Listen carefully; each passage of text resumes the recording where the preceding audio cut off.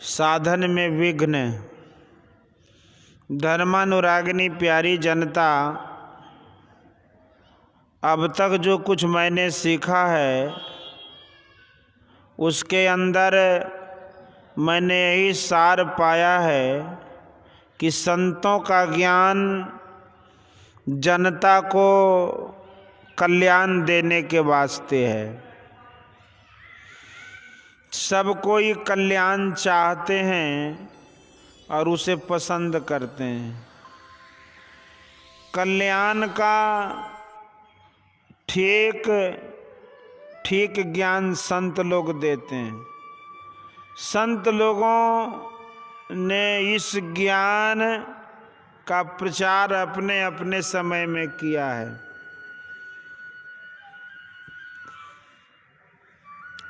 अब भी जो हैं वे करते हैं। मेरे गुरु महाराज कह गए हैं कि संतों के ज्ञान का प्रचार करो। इसलिए यह सत्संग होता है। दैनिक, साप्ताहिक, पाक्षिक, मासिक और वार्षिक अधिवेशन, कभी कभी विशेष अधिवेशन भी होते हैं। संतों के ज्ञान में ईश्वर की स्थिति बड़ी मजबूती के साथ है। उसमें जरा भी धोखा या संशय नहीं है। अभी आप लोगों ने ग्रंथ पाठ में और भजन कीर्तन में सुना कि ईश्वर की स्थिति है। कहाँ है?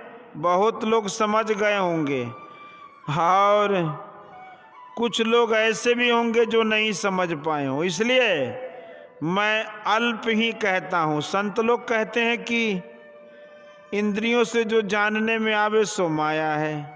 गोचर जहाँ लगी मन जाई, सो सब माया जानो भाई। जो कुछ दृष्टि लखन में आवे सो माया का चिन्हा।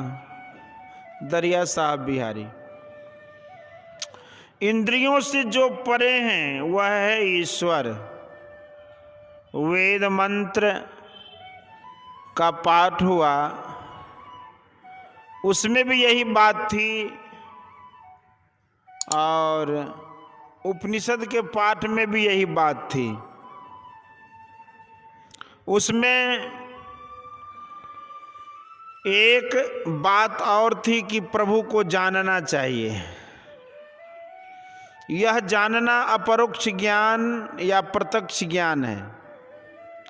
यह ज्ञान इंद्रियों को नहीं होता, चेतन आत्मा को होता है। हम लोगों का जन्म आस्तिक घराने में हुआ। वहाँ बचपन से ही राम राम, शिव शिव, वाहेगुरु आदि कहने के लिए सीखा। पदार्थ रूप में राम क्या है तब नहीं जाना। राम कोई महान प्रभु हैं इतना ही तब जाना। संतों का ज्ञान है कि जिसको तुम चेतन आत्मा से या अपने तई से पहचानो वही है ईश्वर।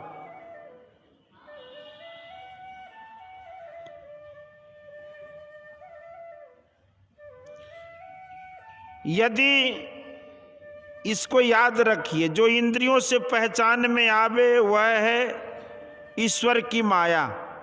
पहली बात यह है कि ईश्वर स्वरूप का ज्ञान हो और उसकी स्थिति के विश्वास में किसी तरह कसर नहीं रह जाए, तब उसका भजन करो, कल्याण होगा। ईश्वर स्थिति का दृढ़ ज्ञान जानो, फिर उसकी प्राप्ति की युक्ति जानो, जिससे उसकी प्रत्यक्षता हो। अभ्यास करो, उसको प्राप्त करो, तब कल्याण होगा। केवल भौतिकता में कल्याण नहीं है। भौतिकता का अर्थ केवल सांसारिक वस्तु में कल्याण नहीं। मेरे कहने का यह आशय है कि संसारिक पदार्थ में पूर्ण कल्याण नहीं है, बल्कि जो कुछ कल्याण मालूम होता है वह सत्य नहीं है। माया की पहचान में पूर्ण कल्याण नहीं होगा, ईश्वर की पहचान से पूर्ण होगा। इसलिए संतों ने ईश्वर को पकड़ने कहा है। ईश्वर को हाथ आदि इंद्रियों से पकड़ नहीं सकते। माया में ईश्वर व्यापक है, लेकिन माया को पकड़ने से ईश्वर नहीं पकड़ा जाता। जिसको आप आंख से ग्रहण करें वह है रूप, और जिसको कान से श्रवण करें वह है शब्द। इसी तरह जो चेतन आत्मा को प्रत्यक्ष है वह है ईश्वर। पंचेंद्रियों से पंच विषय ग्राह्य होते हैं। कितना ही सुंदर अद्भुत रूप देखो, वह माया है, विषय है। इन पंच विषयों में जो व्यापक है वही ईश्वर है।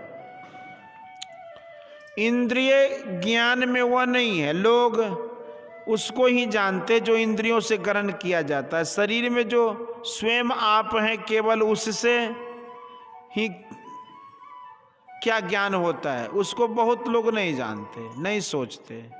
वह जानने, सोचने और प्रत्यक्ष पाने योग्य है। संतों ने कहा है कि अपने अंदर चलो, इंद्रियों का संग छोड़ो और स्वरूप को पहचानो। इंद्रियों के संग वैसे रहना है जैसे गुड्डी के साथ ढेला बंधा हो। संत तुलसी साहब ने कहा है कि ही नयन सैन सुसैन सुंदरी साज श्रुति पिय पे चली। यहाँ सुरति का अर्थ जीवात्मा है। आपको आँख से रूप ज्ञान के अतिरिक्त और 4 विषयों का ज्ञान नहीं होता। इसी तरह इन पंच ज्ञानेंद्रियों से ईश्वर का प्रत्यक्ष ज्ञान नहीं होता। यह केवल चेतन आत्मा को ही होता है। आपको ऐसा मानना होगा जैसा बनकर ईश्वर की पहचान हो। सुना है कि राजा के दरबार में जाने के लिए दरबारी वस्त्र धारण कर दरबार में जाना होता है। जैसे तैसे वेश से नहीं, परमात्मा के दरबार में अकेले होकर जाएं। कपड़ा देह पर है, देह को भी छोड़कर जाएं। अपने ऊपर से कपड़ा हटाकर राजा के दरबार में जाओ तो पगला कहकर धक्का देकर निकाल देगा, लेकिन ईश्वर के दरबार में स्थूल सूक्ष्म आदि सभी शरीरों को छोड़कर जाना होगा। जीवन भर वेद पढ़ो, ईश्वर दर्शन नहीं होगा। भारी भारी तप करो, देह सुखाकर हार हार हो रहो भगवान बुद्ध की तरह, फिर भी ईश्वर दर्शन नहीं होगा। भगवान बुद्ध ने 6 वर्षों तक महान तप किया था। लोग उनको मृतकवत समझने लगे थे, लेकिन उनको ज्ञान हुआ कि इससे भी परम ज्ञान नहीं मिलता है। आप पढ़े सुने होंगे कि फलां ने तप किया और उसको दर्शन हुआ। वह दर्शन इंद्रियों से हुआ, केवल चेतन आत्मा से नहीं। मैं बारंबार कहता हूँ कि इंद्रिय ग्राह्य रूप में जो व्यापक स्वरूप है उसको पहचानो तो ईश्वर दर्शन हुआ। इसी के लिए आपने कबीर साहब के पद में सुना, लंबा मार्ग दूर घर विकट पंथ बहुमार। बड़ा भयानक कह दिया कबीर साहब ने, इतना डरा दिया कि लोग भाग जाएं। गुरु नानक देव जी ने भी कहा है कि जही मार्ग के गने जाए नहीं कोसा। लंबा मार्ग है और रास्ते में बहुत आपदाएं हैं। फिर ईश्वर दर्शन कैसे हो? इसका उत्तर है कि अनहद बाजे निझर झरे उपजे ब्रह्म ज्ञान। आप गति अंतर प्रगटे लागे प्रेम ध्यान। कबीर साहब, इसमें लंबा मार्ग कटेगा और इसी में ईश्वर दर्शन हो जाएगा।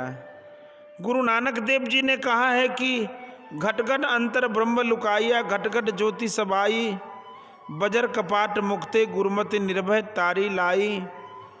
ऐसी निर्भय तारी ध्यान लगाने में ईश्वर दर्शन होगा। लोग कहते हैं कि जो सर्वव्यापक है उसके पास जाने के लिए लंबा मार्ग क्यों होगा?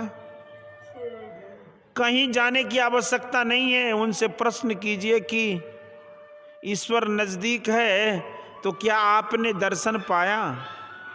साच साच कहिए, यदि झूठ कहिएगा तो ईश्वर दर्शन का जो गुण होता है वह आप में नहीं होगा। तो आप पकड़े जाएंगे। तब वे कहते हैं कि नहीं, दर्शन नहीं हुआ। इतना लंबा जाना है कि जहाँ जाकर इंद्रियों से छूटना हो। दादू दयाल जी कहते हैं कि दादू जाने न कोई, संतन की गति गोई, अभिगत अंत अंत अंतरपट अगम अगाध अगोई, सुन्नी सुन्न सुन्न के पारा अगुन सगुन नहीं दोई, अंड न पिंड खंड ब्रह्मंडा सुरत सिंध समोई, निराकार आकार न ज्योति पूरन ब्रह्म न होई, इनके पार सार सोई पहिए तन मन गतिपति खोई, दादू दीन लीन चरणन चितमय उनकी शरणोई। संतों की गति छिपी होती है, वह बाहर की गति नहीं, अंतर की गति है। बाहर में तो खूब दौड़ जाएं, लेकिन अंदर में एक बाल भर चलना मुश्किल है। कितने को तो शरीर में चेतन आत्मा के होने का विश्वास ही नहीं है। वे कहते हैं कि केवल शरीर ही शरीर है, इसके अंदर शरीर से भिन्न तत्व कुछ नहीं है। सो ऐसा विश्वास और कथन भूल है। जागृत अवस्था में चेतन आत्मा की बैठक शरीर में जहाँ है वहाँ से एक बाल चलिए।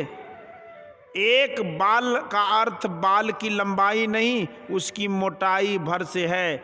जगने में बाहर इंद्रियों के ज्ञान के दायरे में रहते हैं, स्वप्न में बाहर के इंद्रियों के ज्ञान से छूटते हैं, यह प्राकृतिक है। और ईश्वर की ओर से इशारा है कि अंदर की ओर चलो तो इंद्रियों की ओर से छूटना होगा। संत लोग कहाँ तक जाते हैं? दादू दयाल जी कहते हैं कि अभिगत अंत अंत अंतरपट अगम अगाध अगोई, सुन्नी सुन्न सुन्न के पारा अगुन अगुन अगुन सगुन नहीं दोई। संत लोग सर्वव्यापी तक जाते हैं। जाते जाते जहाँ जाना समाप्त हो जाता है, जहाँ गति का अंत है, आगे किसी तरह जाना नहीं होता। जाने के लिए जहाँ न मार्ग है न स्थान है, वहाँ तक जाओ, तब ईश्वर दर्शन मिलता है। संतगण ठीक से पता बताते हैं, बाहर संसार में मत दौड़ो, तुम अपने अंदर पटों का अंत कर डालो। ख्याल करो, समझ लो कि इस स्थूल शरीर में आप रहते हो, आप शरीर के किसी एक तल पर रहते हो, वह शरीर का एक अंतर पट है। यह तल एक ही है या और भी उसके अंदर तल है। जागने का एक तल, सपनाने का दूसरा तल और सुसुप्ति का तीसरा तल है। ईश्वर की ओर जाने के लिए चौथा तल है। उस तल को भी पार करोगे तब अंतर पट होगा, लेकिन वह अगम बुद्धि से परे है। 3 सुनियो, अहंकार का सुन, प्रकाश का सुन और शब्द का सुन। अंधकार मंडल, प्रकाश मंडल और शब्द मंडल, ये 3 हैं। इन तीनों को छोड़ दें तो संसार बंधन में जीव रहेगा ही नहीं। विद्वान विचारें समझे, नीचे से अंधकार, प्रकाश और शब्द यहीं तक रचना है, ऊपर से शब्द, प्रकाश और अंधकार है। इसी को 3 शून्य कहा है। इन तीनों को पार कर जाओ तो उसको निर्गुण सगुण कुछ नहीं कह सकोगे। जो व्यक्त माया है वह सगुण है, जो अव्यक्त है वह भी निर्गुण सगुण है। एक तो त्रैगुणात्मिका जड़ प्रकृति का मूल रूप है, प्रकृति का मूल रूप अव्यक्त है और उसका कार्य व्यक्त है। इन दोनों प्रकृतियों से जो परे चेतनात्मिका परा प्रकृति है वह भी अव्यक्त है। इन दोनों प्रकृतियों से जो परे है वही है पुरुषोत्तम। यह पुरुषोत्तम पद अंधकार, प्रकाश और शब्द से भी परे है। इन तीनों पटों से अपने को ऊपर उठा लो, जहाँ जाकर शरीर इंद्रियों से छूटता हो वहाँ तक चलो। वह लंबा मार्ग है।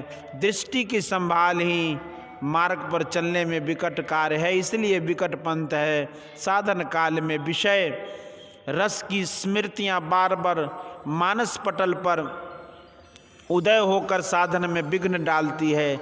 यही बहुमार है। जो कोई साधन मार्ग पर मन लगाकर चलते हैं तो ईश्वर की कृपा होती है और मार्ग की विकटता और कथित बहुमार धीरे धीरे दूर होती जाती है। गोस्वामी तुलसीदास जी ने कहा है कि जो देहि पंथ चले मन लाई, तो हरि काहे न हो ही सहाई। भगवान श्री कृष्ण ने कहा कि भक्तों का योगक्षेम मैं करता हूँ। इसकी जांच हो सकती है, भक्त बनकर करो। हम लोग सोए रहते हैं, सोए में अपना कुछ ख्याल नहीं रहता, ईश्वर पहरा करते हैं। कहानी है कि एक राजा शिकार खेलने के लिए जंगल गया।